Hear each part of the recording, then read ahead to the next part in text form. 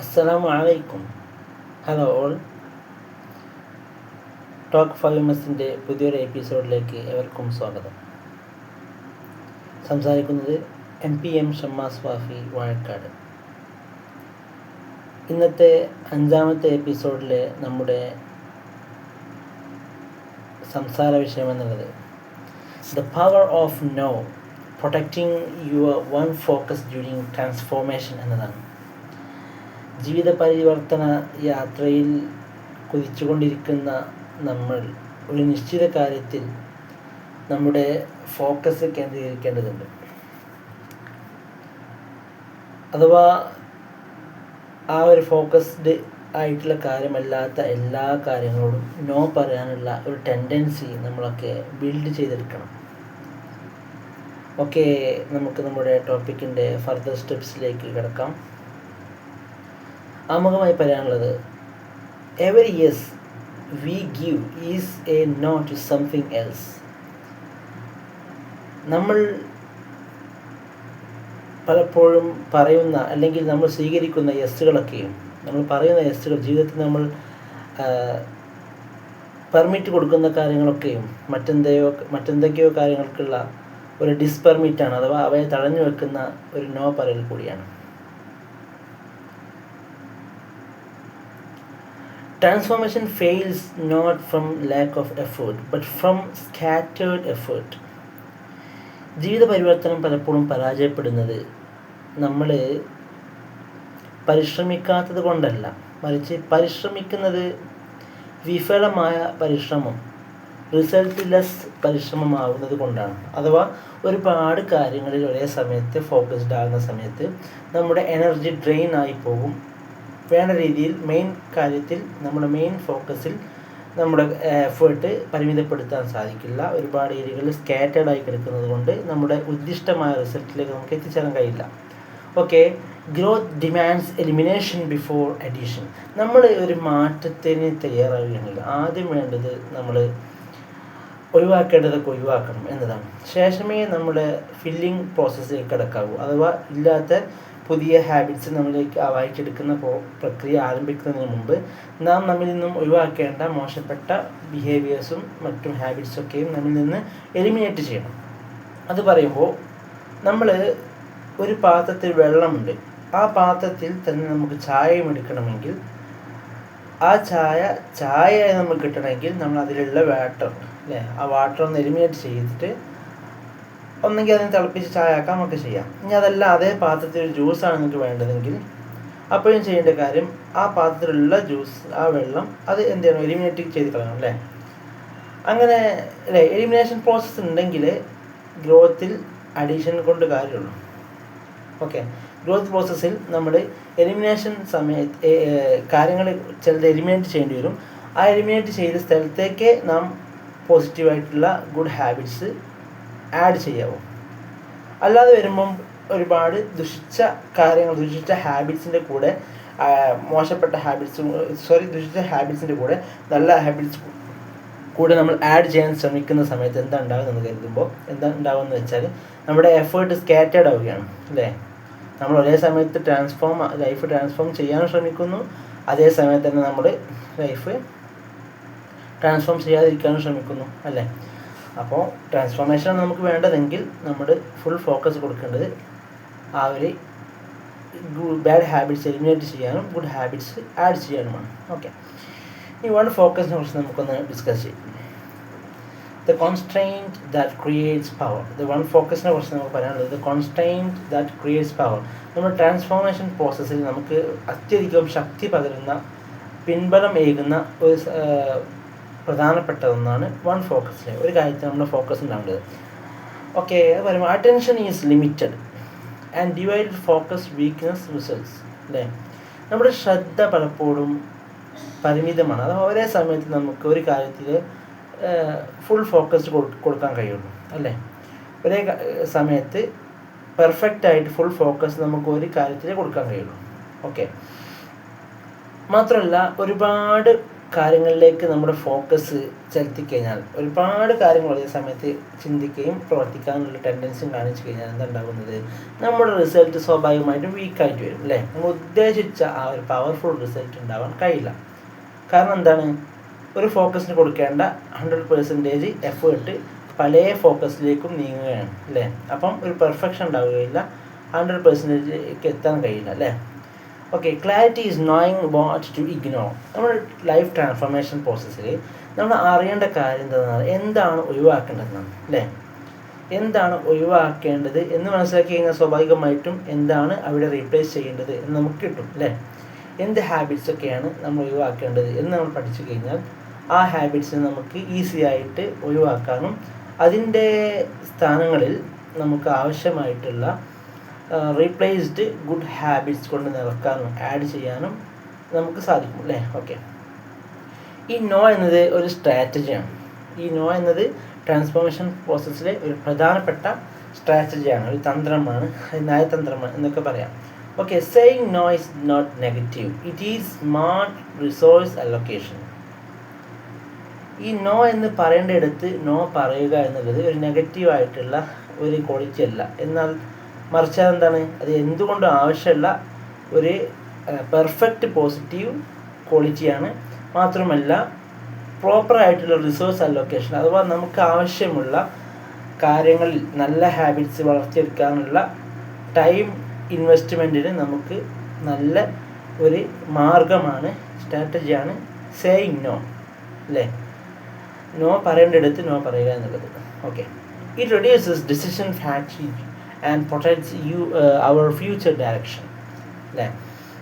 ഈ നോ പറയേണ്ടടുത്ത് നോ പറയാൻ കഴിയുന്ന ഒരു മനസ്സുണ്ടായി കഴിഞ്ഞാൽ, അത്രക്കും സ്ട്രോങ് ആയിട്ടുള്ളൊരു മനസ്സുണ്ടായി കഴിഞ്ഞാൽ നമുക്ക് എന്താ മെച്ചം എന്ന് പറഞ്ഞാൽ നമ്മുടെ ഡെസിഷൻ എടുക്കുന്ന സമയത്തുള്ള പരാജയങ്ങൾ ഉണ്ടാവില്ല, അല്ലെങ്കിൽ ഡെസിഷനിൽ ഓവർ ഒരു പ്രൊക്രാസ്റ്റിനേഷൻ അല്ലേ, പ്രൊക്രാസ്റ്റിനേഷൻ നമുക്ക് ഉണ്ടാവുകയില്ല അല്ലേ. അപ്പോൾ വളരെ സിമ്പിളായിട്ട് കാര്യങ്ങൾ ഡെസിഷൻ ചെയ്ത് മുന്നോട്ട് നീങ്ങാൻ സാധിക്കും. അതോടൊപ്പം തന്നെ നമ്മുടെ ഫ്യൂച്ചർ ഡയറക്ഷൻ, നമ്മൾ ഏതിലേക്കാണ് കുതിക്കുന്നത് അവിടേക്കുള്ള നമ്മുടെ കുതിപ്പിൻ്റെ വേഗതയ്ക്ക് വളരെയധികം സഹായകവും മറ്റു ആ കുതിപ്പിനെ തടയുന്ന കാര്യങ്ങളിൽ നിന്ന് ഒരു സംരക്ഷണവുമായിരിക്കും അല്ലേ. ഓക്കെ, ഇനി ഫോക്കസിൻ്റെ സമയത്ത് നമ്മൾ ഫോക്കസ് വേണമെന്ന് പറഞ്ഞല്ലോ അല്ലേ. ചില ഹിഡൻ എനിമീസ് ഉണ്ട് നമ്മുടെ ഫോക്കസ്ഡ് ആയിട്ടുള്ള ട്രാൻസ്ഫോർമേഷൻ ജേണിയിൽ. ഫോക്കസ്ഡ് ആയിട്ടുള്ള ട്രാൻസ്ഫോർമേഷൻ ജേണിയിൽ ചില ഹിഡൻ എനിമീസ് ഉണ്ട്, അവ നമ്മൾ ജസ്റ്റ് ഒന്ന് പറയാം. Okay, distractions like social media, FOMO അഥവാ fear of missing out and people pleasing create the illusion of productivity. Being busy is not the same as being productive. Okay, അപ്പോൾ ഈ നമ്മുടെ transformation process നടന്നുകൊണ്ടിരിക്കുന്ന സമയത്ത് social മീഡിയയിലെ നമ്മുടെ distractions അല്ലേ, social media നമുക്ക് ഉണ്ടാക്കുന്ന ഡിസ്ട്രാക്ഷൻസ് ആവട്ടെ, അതുപോലെ തന്നെ ഫോമോ അല്ലേ, ഫിയർ ഓഫ് മിസ്സിങ് ഔട്ട്, നമ്മൾ ഏതെങ്കിലും ഒരു കാര്യം നമ്മൾ ചെയ്തില്ലെങ്കിൽ അത് നമ്മൾ സൊസൈറ്റിയിൽ എന്തോ ഒരു മിസ്ഡ് ഫീലിംഗ് നമ്മൾ അനുഭവിക്കുന്നത് പോലെ നമുക്ക് തോന്നുക അല്ലേ. ഈവൻ എന്തെങ്കിലും ഒരു പോസ്റ്റ് എല്ലാവരും പോസ്റ്റ് ചെയ്യുന്നുണ്ട്, അത് നമ്മളും പോസ്റ്റ് ചെയ്തില്ലെങ്കിൽ എന്തോ ഒരു മിസ്സിങ് നമുക്ക് ഫീൽ ചെയ്യുക. അല്ലെങ്കിൽ പലരും എന്തോ ട്രെൻഡിന് പിറകിൽ ഇൻസ്റ്റയിലും മറ്റു സോഷ്യൽ മീഡിയയിലും പലതും ചെയ്യുന്നുണ്ട്, അപ്പം നമ്മളത് ചെയ്തില്ലെങ്കിൽ എന്തോ നമ്മൾ നഷ്ടപ്പെടുമെന്നുള്ള ഒരു ചിന്ത അല്ലേ. അതൊക്കെയാണ് ഈ ഫോമോ എന്ന് പറയുക. ഓക്കെ, പീപ്പിൾ പ്ലീസിങ്, അതുപോലെ എന്താ പറയുക, ക്ഷമാപണം നടത്തിക്കൊണ്ടിരിക്കുന്ന ആളുകളെ അവർക്ക് വേണ്ടിയിട്ട് എന്ത് ചെയ്യുക, അവരുടെ ആവശ്യങ്ങൾക്കായിട്ട് നമ്മുടെ സമയം അല്ലേ അനാവശ്യമായി കളയാം അല്ലേ. വളരെ അത്യാവശ്യമായി ആരെങ്കിലും ബന്ധപ്പെടുന്ന സ്വാഭാവികമായിട്ട് ഹെൽപ്പ് നീഡി പേഴ്സൺസ് എന്ന സമയത്ത് നമ്മൾ ചെയ്തു കൊടുക്കാൻ പറ്റുന്നത് ചെയ്തു കൊടുക്കണം. പക്ഷെ നമ്മുടെ ലൈഫ് താറുമാറാകുന്ന രീതിയിൽ ആരെയും നമ്മൾ ഹെൽപ്പ് ചെയ്യാൻ പോകുന്നത് അല്ലേ. ഓക്കെ, അത് എത്ര താഴ്മയോടെ ക്ഷമാപണം നടത്തി ആവശ്യപ്പെടുന്ന ആളുകളാണെങ്കിൽ പോലും നമ്മുടെ കാര്യങ്ങൾക്കാണ് പ്രൈമറി ഫോക്കസ് കൊടുക്കേണ്ടത്. നമ്മുടെ ലൈഫ് നഷ്ടപ്പെടുത്തിക്കൊണ്ടുള്ള ഒരു ഹെൽപ്പുകൾക്കും നമ്മൾ തുനിയാൻ പാടില്ല. ഓക്കെ, പീപ്പിൾ പ്ലീസ്, പിന്നെ ഇതൊക്കെ എന്തുണ്ടാക്കും, ഈ സോഷ്യൽ മീഡിയ, ഫോമോ, പീപ്പിൾ പ്ലീസിങ് ഒക്കെ എന്തുണ്ടാക്കും, ഇല്യൂഷൻ ഓഫ് പ്രൊഡക്ടിവിറ്റി അല്ലേ. പ്രൊഡക്ടിവിറ്റിയെ ഒരു മിഥ്യയായി കാണിക്കും അല്ലേ.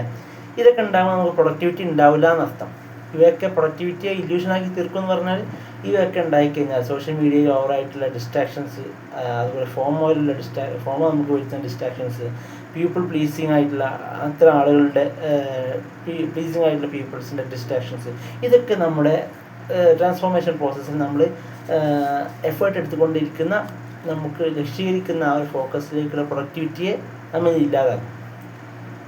ഓക്കെ, അപ്പോൾ പ്രൊഡക്ടിവിറ്റിക്ക് പരമാവധി തരുന്ന സോഷ്യൽ ഡിസ്ട്രാക്ഷൻസ് എന്നൊക്കെ, അനാവശ്യമായ സോഷ്യൽ ഡിസ്ട്രാക്ഷൻസ് എന്നൊക്കെ നമ്മൾ മാറി നിൽക്കാൻ ശ്രമിക്കണം, എങ്കിലേ പ്രൊഡക്ടിവിറ്റി ഉണ്ടാവുകയുള്ളൂ.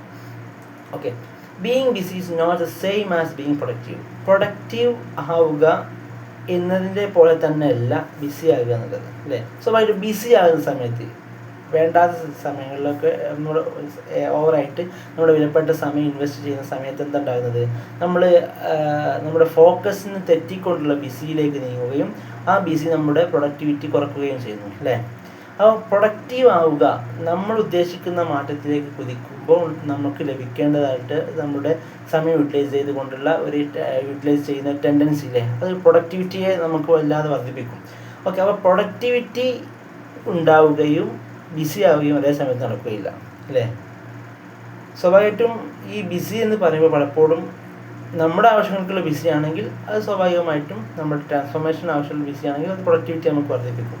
നേരെ മറിച്ച് ഇവിടെ പറഞ്ഞ പോലെ സോഷ്യൽ ഡിസ്ട്രാക്ഷൻസിൽ നമ്മൾ ഇൻവെസ്റ്റ് ചെയ്യുന്ന നമ്മുടെ ബിസി ടൈംസ്, അനാവശ്യമായ ബിസി ടൈംസ് സ്വാഭാവികമായിട്ടും നമ്മുടെ പ്രൊഡക്ടിവിറ്റിയെ ഇല്ലാതാക്കുക തന്നെ ചെയ്യും. ഓക്കെ, ഇനി ഹൗ ടു സേ നോ. ഈ നോ പറയാൻ നമ്മൾ പഠിക്കണമല്ലോ, അതിന് റൂട്ട്, അല്ലേ? നോക്കാം. Be clear and respectful. Delay, redirect or directly decline. Respect your time so others will too. Okay, ഈ സേ പറയാൻ എങ്ങനെ പറയേണ്ടതെന്ന് വെച്ചാൽ നമ്മൾ പൊളൈറ്റ് വേയിലാണ് കാര്യങ്ങൾ സമീപിക്കേണ്ടത്. അങ്ങനെയാണ് സേ പറയേണ്ടത്. ഓക്കെ, ഒരു കാം ആൻഡ് ക്വയറ്റ് ആയിട്ടുള്ള ഒരു മൈൻഡ് സെറ്റിലാണ് നമ്മൾ നമ്മുടെ കാര്യത്തിൽ ഫോക്കസ് ചെയ്തുകൊണ്ട് നോ പറയേണ്ട ഇടങ്ങളിലൊക്കെ നോ പറയേണ്ടത്. അപ്പോൾ നമ്മൾ ക്ലിയറും റെസ്പെക്റ്റ്ഫുള്ളും ആയിരിക്കണം.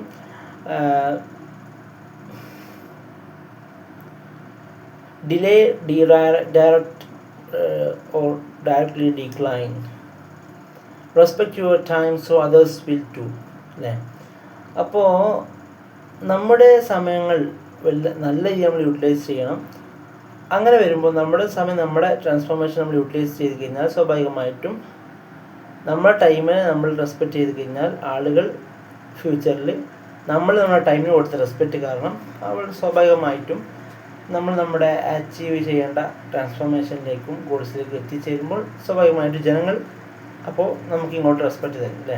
ഓക്കെ, അപ്പോൾ ടൈമിനെ നമ്മൾ റെസ്പെക്റ്റ് ചെയ്ത് കഴിഞ്ഞാൽ, നമ്മുടെ ലൈഫിലെ ടൈമിനെ നമ്മൾ റെസ്പെക്റ്റ് ചെയ്ത് കഴിഞ്ഞാൽ സ്വാഭാവികമായിട്ടും എല്ലാ നേട്ടങ്ങളും നമുക്ക് നേടിയെടുക്കാൻ കഴിയും. പലപ്പോഴും നമുക്കുണ്ടാകുന്ന പരാജയം എന്താണ്? നമ്മുടെ ലൈഫിൻ്റെ ബ്ലെസ്സിങ് ആയിട്ടുള്ള, ഏറ്റവും വലിയ ബ്ലെസ്സിങ് ആയിട്ടുള്ള ടൈമിനെ വേണ്ട രീതിയിൽ മാനേജ് ചെയ്യാൻ നമ്മളൊക്കെ പറ്റാതെ പോകുന്നു, പരാജിതരാകുന്നു. അത് കാരണം നമ്മുടെ ടൈമിനെ നമ്മൾ റെസ്പെക്റ്റ് ചെയ്യാത്തതുകൊണ്ട് സ്വാഭാവികമായിട്ടും പലപ്പോഴും നമ്മൾ ഉദ്ദേശിക്കുന്ന ഗോൾസിലേക്ക് എത്താൻ കഴിയില്ല. ഓക്കെ, ഇനി replace no with intentional yes.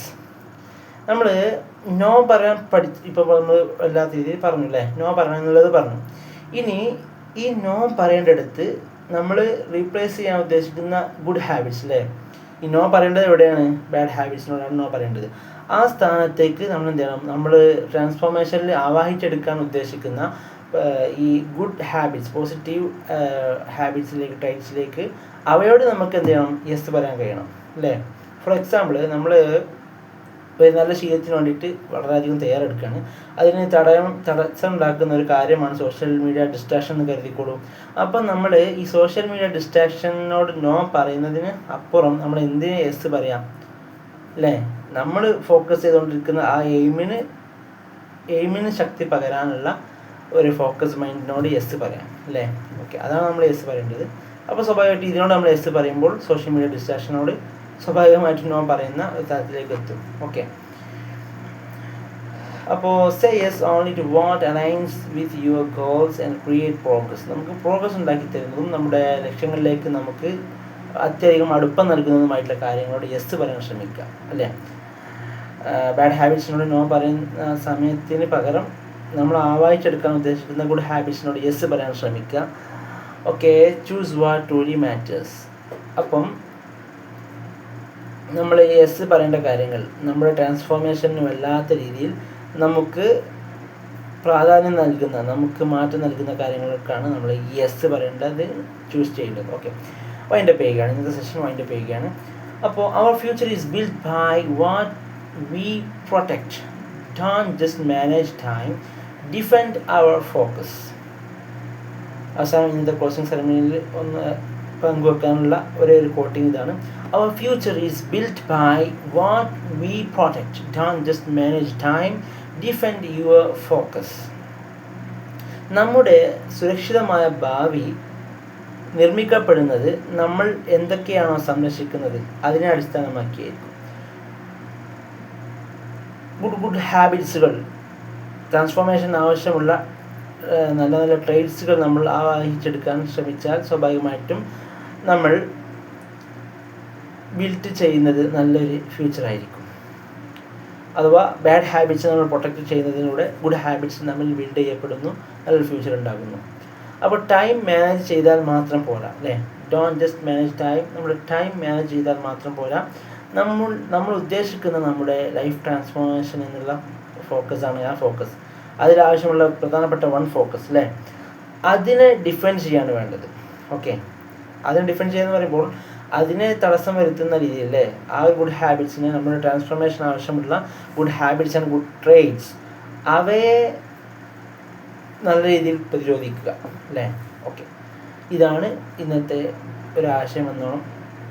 The power of protecting your focus during transformation എന്ന ടോപ്പിക്കിന് കീഴിൽ പങ്കുവെക്കാനുള്ള ആശയങ്ങൾ. ഓക്കെ, ക്ലോസിംഗ് ഒന്നുകൂടി നമുക്ക് ആ ഒരു കോട്ട് വായിക്കാം. Our future is built by what we protect. Don't just manage time. Defend our focus. Thank you. അടുത്തൊരു എപ്പിസോഡിൽ വീണ്ടും കാണാം. അതുവരേക്കും ഗുഡ് ബൈ. അസ്സലാമു അലൈക്കും വറഹ്മത്തുള്ളാഹി.